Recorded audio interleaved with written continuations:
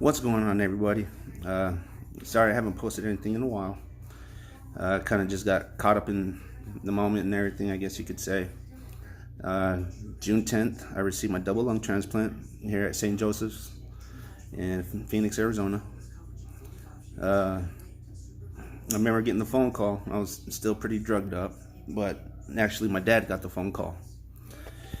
And the only thing I remember is him just taking a deep breath. And after he hung up, I asked him, I said, "Am I getting new lungs?" And he said, "Yes." So, of course, I started crying.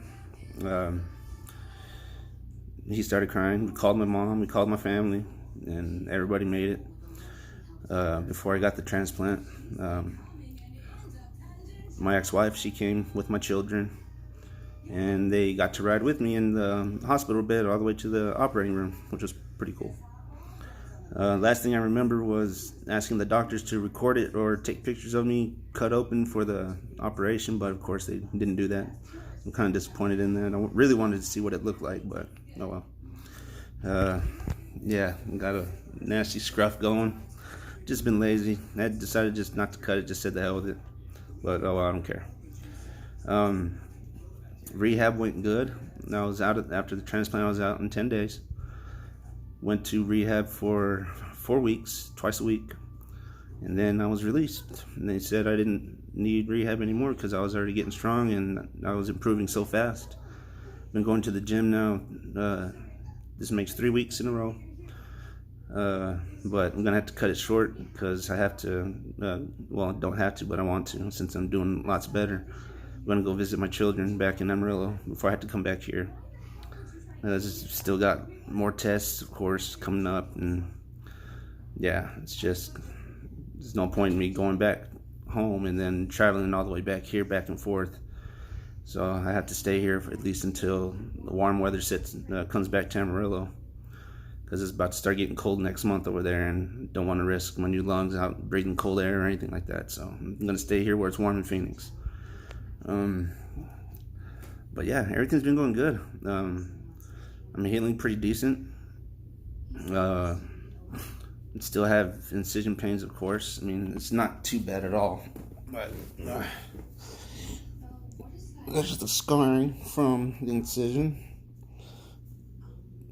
all the way. That's two of the tubes that were in me. And then there's where the feeding tube was. And then there was the other two right there. They would have healed a lot better, but of course I was impatient and I hate scabbing.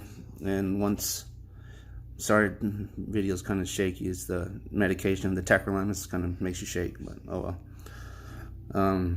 Yeah, that just after showering so much and the scabbing starting to come off halfway, I just said the hell and started ripping them off, of course, and got tired of them. Still got that bad boy from the trach, but oh well. Just cosmetic stuff. I don't care. I'm alive. I'm breathing. Everything's going great. I'm excited. It's been a rough couple years, and the beginning of this year really went downhill very fast.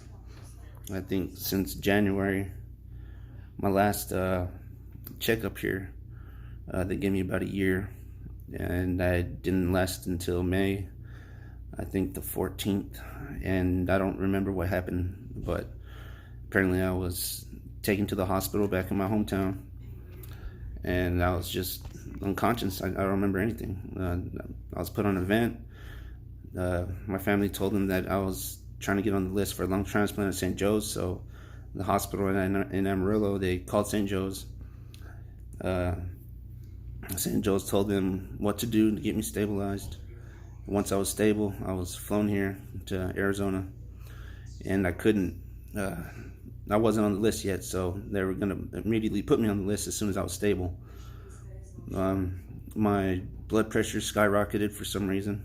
I think I had a bad reaction to fentanyl, which I've requested numerous times, but only at my hometown. They've never given me fentanyl here before, so I guess, of course, they didn't know.